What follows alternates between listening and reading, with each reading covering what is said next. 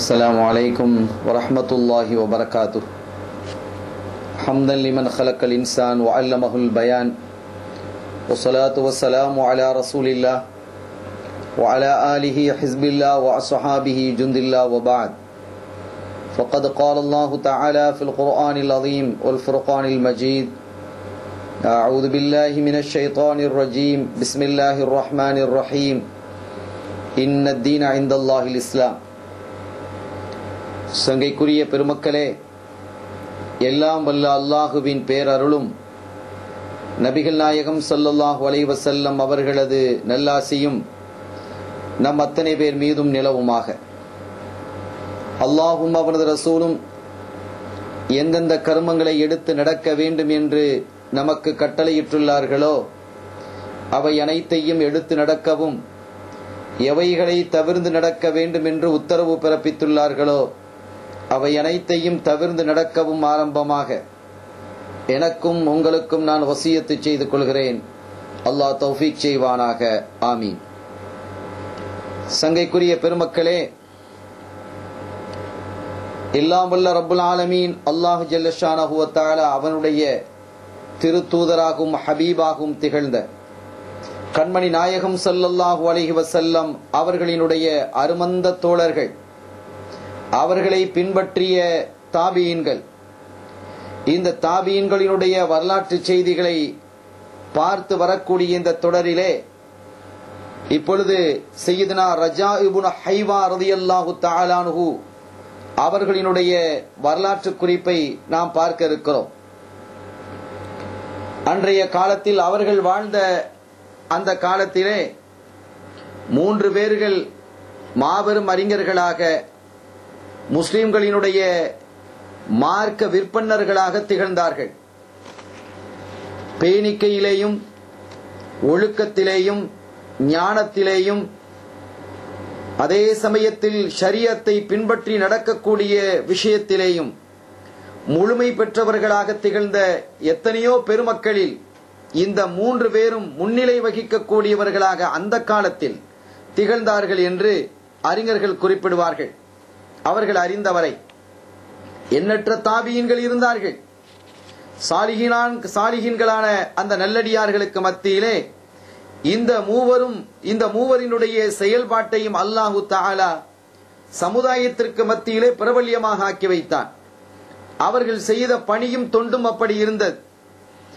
அந்த 3 பேர் ஈராக்கிலே சையதுனா முஹம்மது இப்னு சீரீன் ரலியல்லாஹு தஆலா அன்ஹு அவர்கள், ஹிஜாஸிலே சையதுனா காசிம் இப்னு முஹம்மது இப்னு அபீ பக்கர் ரலியல்லாஹு தஆலா அன்ஹு அவர்கள், ஷாம் சிரியாவிலே ரஜா இப்னு ஹைவா ரலியல்லாஹு தஆலா அன்ஹு அவர்கள். இந்த மூவரில் ஷாமிலே உள்ள சையதுனா ரஜா இப்னு ஹைவா ரலியல்லாஹு தஆலா அன்ஹு அவர்களுடைய வரலாற்று குறிப்பை நாம் இப்போது பார்க்க இருக்கிறோம். சங்கையானவர்களே, பலஸ்தீனில் பீசான் என்ற ஊரிலே சையதுனா உஸ்மான் ரலியல்லாஹு தஆலா அன்ஹு அவர்களினுடைய ஆட்சி காலத்தினுடைய இறுதி பகுதியிலே பிறந்தவர்கள் தான் சையதுனா ரஜா இப்னு ஹைவா ரலியல்லாஹு தஆலா அன்ஹு அவர்கள். சிறு வயதிலிருந்தே அவர்கள் இல்மை கற்கக்கூடிய விஷயத்தில் ஆர்வம் உள்ளவர்களாக இருந்தார்கள். இளைஞராக திகழும் பொழுது இறைவனுடைய சிந்தனை மிகுந்தவர்களாக அவர்கள் விளங்கினார்கள்.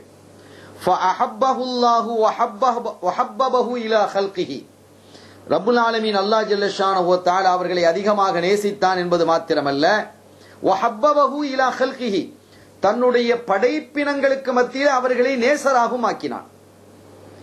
மக்களும் அவங்களை அதிகமாக நேசிக்க ஆரம்பிச்சாங்க. இல்முடைய விஷயத்தில் அவர்கள் மிகவும் ஆர்வம் உள்ளவர்களாக திகழ்ந்தார்கள்.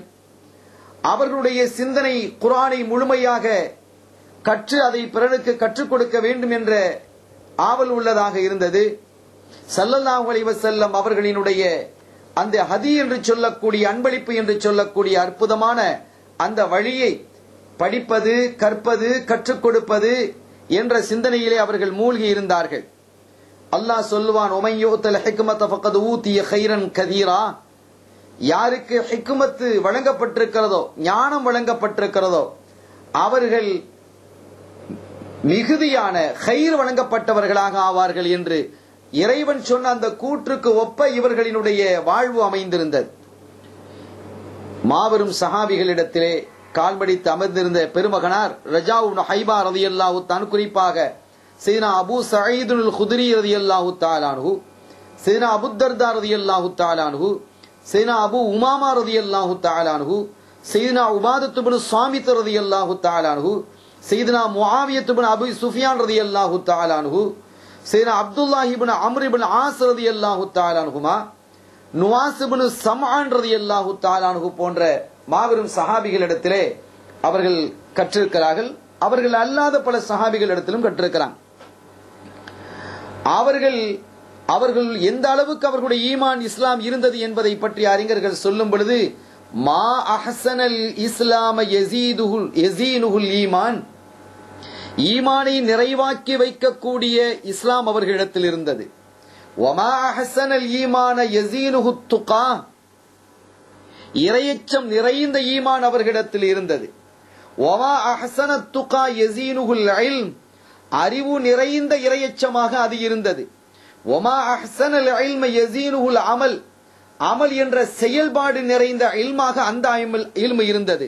வமா அஹ்ஸனல் அமல யஸீனுஹுர் ரிஃப்க், மென்மையும் அல்லாஹ்விடத்திலே அச்சமும் நிறைந்த அமலாக அவர்களுடைய செயல்பாடுகள் இருந்தது.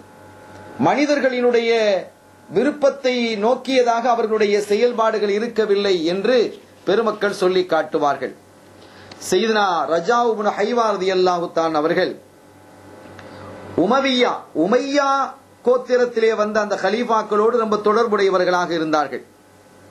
குறிப்பாக சுலைமான் இப்னு அப்துல் மலிக், உமர் இப்னு அப்துல் அசீஸ் ரலியல்லாஹு தஆலா போன்ற இந்த கலீஃபாக்களோடு அவர்களுக்கு மிகுந்த நெருக்கம் இருந்தது என்று அவர்களுடைய வரலாற்றிலே காணப்படுகிறது. அவர்கள் உமையா கலீஃபாக்களிடத்திலே மிகுந்த தொடர்புடையவர்களாக இருந்ததினுடைய காரணம், அந்த கலீஃபாக்களுக்கு தெளிவான ஆலோசனைகளை வழங்கி, நல்ல வழிகளை காட்டி, சத்தியம் எது அசத்தியம் எது, எது ஹக்கு எது பாத்தில், ஆட்சியாளர்கள் எப்படி நடந்து கொள்ள வேண்டும் என்பது பற்றிய முழுமையான விவரங்களை அவர்களுக்கு சொல்லி அவர்களை நேர்வழிப்படுத்தக்கூடியவர்களாக இவர்கள் இருந்தார்கள். சில தாபியன்கள் இருந்தாங்க, கலீஃபாக்களையும் நெருங்கிறது இல்லை.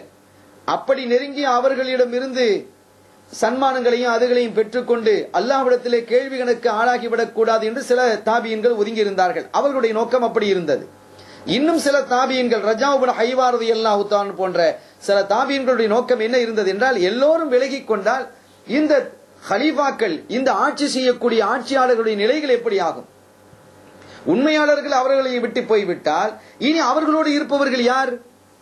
தீயவர்களும் கெட்டவர்களும் இந்த உலக ஆசை பிடித்தவர்களும் வந்து சேர்ந்து விட்டால் மக்கள் பாதிக்கப்பட்டு விடுவார்களே என்ற நோக்கத்தில் உள்ளவர்களும் இருந்தார்கள். அப்படிப்பட்ட நோக்கத்தில் உள்ளவங்க தான் சையதுனா ரஜா இப்னு ஹைவா ரலியல்லாஹு தஆலா அவர்கள். அவர்களுடைய நிய்யத்திலே இஹ்லாஸ் இருந்தது, அவர்களுடைய உழைப்பிலே சிதுக் என்ற உண்மை இருந்தது, அவர்கள் சத்தியத்தை ஏவக்கூடியவர்களாக இருந்தார்கள், நேர்மையினுடைய வழியிலே நடக்க வேண்டும் என்று ஏவக்கூடியவர்களாக கலீஃபாக்களை ஏவக்கூடியவர்களாக இருந்தாங்க. இவங்களுடைய பனு உமையா கோத்திரத்தோடு மிகுந்த தொடர்புடையவர்களாக இருந்த அவர்கள் குறிப்பாக சுலைமான் இப்னு அப்துல் மலிக்கோடு ரொம்ப தொடர்பாக இருந்தார்கள் என்று நாம் சொல்லி வந்தோம். ஒரு நாள் சுலைமான் இப்னு அப்துல் மலிக் கலீஃபா மக்களுக்கு மத்தியிலே நின்று கொண்டிருக்கிறார்கள். மக்கள் பல குறைகளை சொல்லிக் கொண்டிருக்கிறார்கள். தங்களுடைய தேவைகளை கலீஃபாவிடத்தில், ஜனாதிபதி இடத்திலே விண்ணப்பித்துக் கொண்டிருக்கிறார்கள். அப்படி விண்ணப்பித்துக் கொண்டிருக்கும் பொழுது அவர்களுக்கு பக்கத்திலே சையதுனா ரஜா ரலியல்லாஹு தஆலா அவர்களும் கொஞ்சம் சற்று தூரத்தில் நிற்கிறாங்க. அப்படி இருக்கும் பொழுது மக்களுக்கு இவங்க பதில் சொல்லிக்கிட்டு இருக்கிறாங்க. அந்த பல ஊர் மக்கள் வந்திருக்கிறாங்க. அந்த ஊரில் உள்ள தலைவர்கள் எல்லாம் எங்களுடைய தேவைகள் என்ன, எங்கள் பகுதியில் இருக்கக்கூடிய கவர்னர்கள், எங்கள் பகுதியில் இருக்கக்கூடிய அதிகாரிகள் எல்லாம் எப்படி நடந்து கொள்கிறார்கள் என்பது பற்றி எல்லாம் விளக்கங்களை சொல்லிக்கிட்டு இருக்கிறாங்க. அப்படி சொல்லிக் கொண்டிருக்கும் பொழுது அந்த கூட்டத்துக்கு மத்தியிலே சையதுனா ரஜா இப்னு ஹைவா ரலியல்லாஹு தஆலா சொல்றாங்க, அந்த கூட்டத்துக்கு மத்தியில ஒரு அழகான தோற்றத்துடைய ஒரு வாலிபனை நான் பார்த்தேன். அவர் அந்த கூட்டத்தை மென்மையாக விலக்கி கொண்டு அப்படியே நோக்கி வர்றார். நான் நினைத்தேன் கலீஃபா அமீர் மோமினின் அவங்களை நோக்கி தான் அந்த இளைஞர் வந்து கொண்டிருக்கிறார் என்று. அவருடைய முகத்திலே ஜோதியும் ஒளியும் இருந்ததை நான் பார்த்தேன். ஆனால் அப்படியே விலக்கி கொண்டு வந்தவர் எனக்கு பக்கத்தில் வந்து நின்று கொண்டார். நின்று கொண்டு என்னுடைய முகத்தை கூட பார்க்காமல் அவர் சொன்னால், யா ரஜா, ரஜா இப்னு ஹைவா, உங்களை தான் நான் பார்த்து வந்திருக்கிறேன். இன்ன